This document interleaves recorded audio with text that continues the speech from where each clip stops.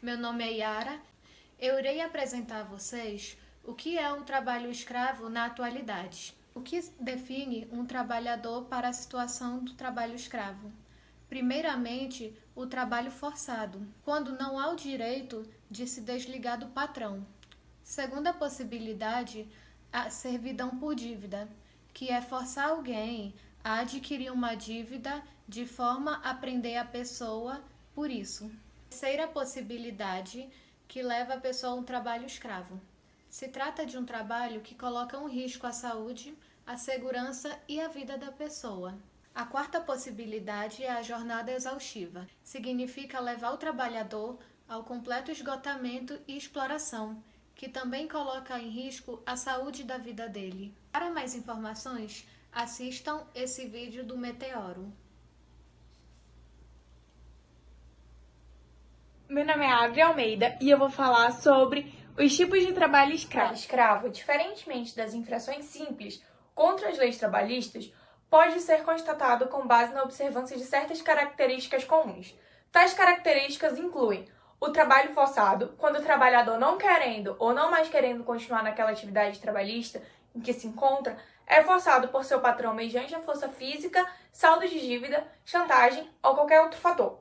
A jornada exaustiva, se o trabalhador é submetido a longa jornada, na maioria das vezes não remunerada, que não possibilita um descanso necessário entre uma jornada e outra, servidão por dívida. Quando o trabalhador é forçado a continuar trabalhando para saldar dívidas com o empregador.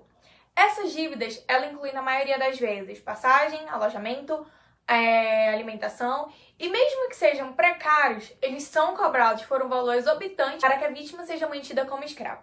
As condições degradantes. Quando o trabalhador é mantido em condições degradantes em seu ambiente de trabalho, as quais podem incluir violência física, psicológica, alojamento precário, alimentação e água insuficiente ou insalubres e a falta de assistência médica.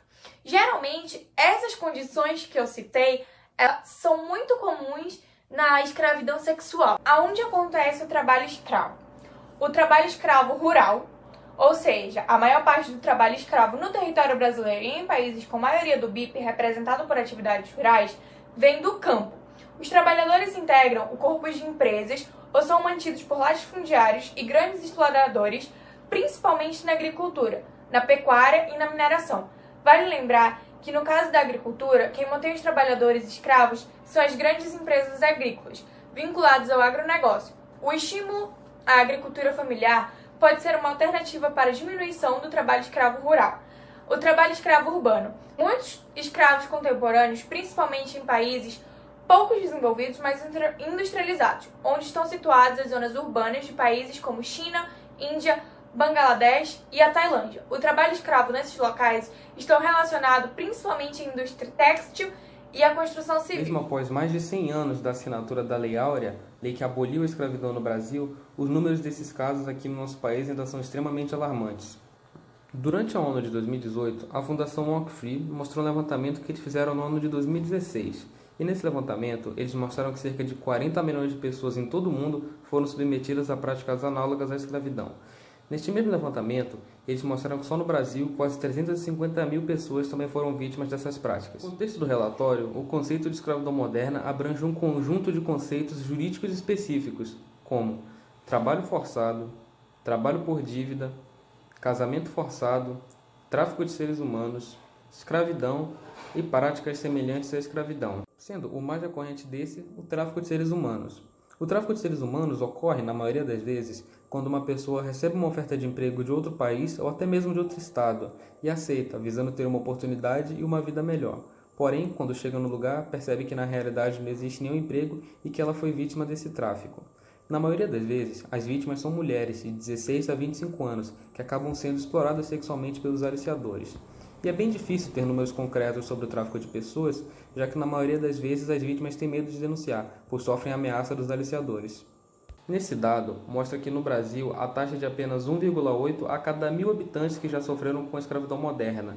Porém, em números absolutos, o Brasil aparece em segundo lugar no ranking das Américas, com quase 370 mil pessoas que já sofreram com regimes escravocratas.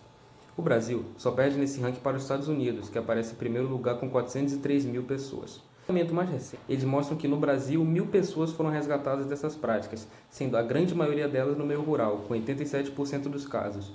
E o estado que é líder nesses casos é Minas Gerais, onde foi necessário 45 ações para resgatar esses escravos e 468 escravos foram resgatados. Meu nome é João Monteiro e eu vou comentar a doutrina da Igreja Católica sobre a escravidão. No livro de Êxodo, conta-se a história da libertação do povo israelita da escravidão no Egito.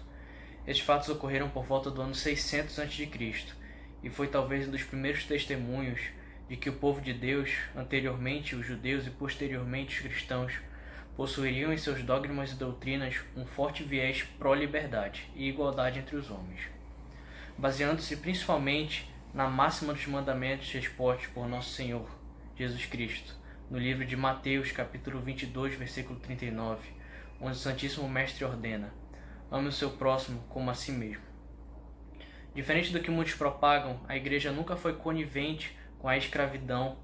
Pelo contrário, no ano de 1435, o Papa Eugênio IV publicou a encíclica Sicut Dundum, que proibia a escravização de nativos das Ilhas Canárias, primeiras conquistas das grandes navegações portuguesas. E no ano anterior publicou Creatur Hominum, que excomungava quem tomasse parte na escravização dos nativos. Já durante o processo de colonização brasileiro, a Companhia de Jesus, os jesuítas, ordem responsáveis por expandir o Evangelho ao Novo Mundo, posicionou-se mais uma vez contra a escravidão de nativos durante a ocupação. Entendido este contexto, vamos analisar o posicionamento final da Igreja quanto à escravidão. Este podemos verificar e observar no parágrafo 2414 do Catecismo. O sétimo mandamento proíbe os atos ou empreendimentos que, por qualquer razão que seja, egoísta ou ideológica, mercantil ou totalitária, levam a escravizar seres humanos, a desconhecer sua dignidade pessoal, a comprá-los, a vendê-los e a trocá-los como mercadorias. É um pecado contra a dignidade das pessoas e contra seus direitos fundamentais, reduzi-las pela violência a um valor de uso ou a uma fonte de lucro. São Paulo ordenava a um patrão cristão que tratasse seu escravo não mais como corno escravo, mas como um irmão, como um homem no Senhor. Meu nome é Lara Correia e eu vou falar sobre como combater a escravidão nos dias atuais. Nós aprendemos nas nossas aulas, ou até mesmo no nosso dia a dia, com os noticiários, que a escravidão é uma coisa ruim. Nós estudamos isso em história e vimos o quanto aquelas pessoas sofriam.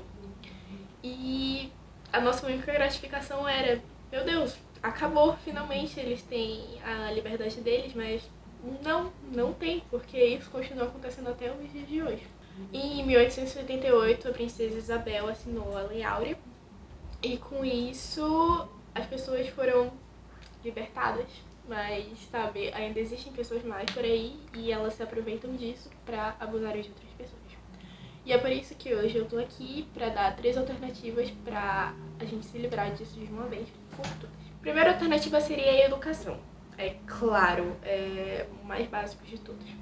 Se o governo desse um investimento melhor na educação, as pessoas finalmente saberiam: cara, eu tenho direito a escola, saúde, transporte, e eles não precisariam entrar nessas situações abusivas.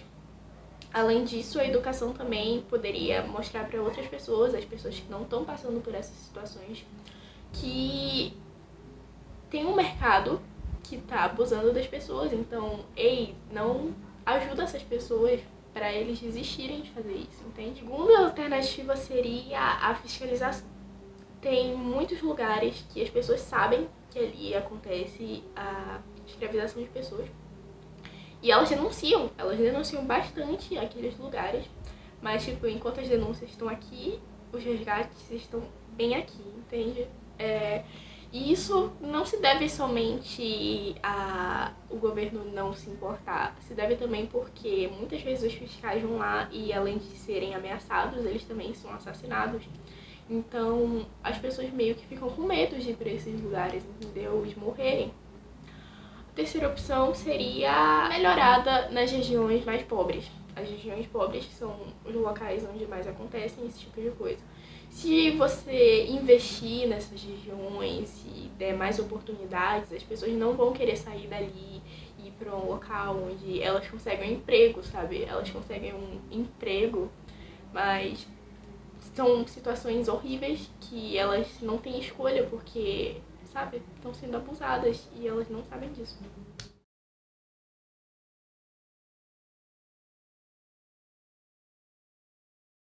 Agora irei fazer uma breve oração pelos que se encontram em situação de escravidão.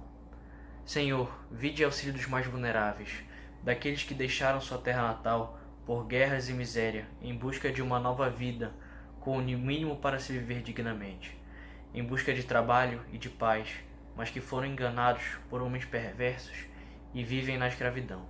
Senhor, mostrai-nos o caminho e dai-nos a força para combater esse mal, e que assim como libertastes o vosso povo do Egito, liberta-os do cárcere. Amém.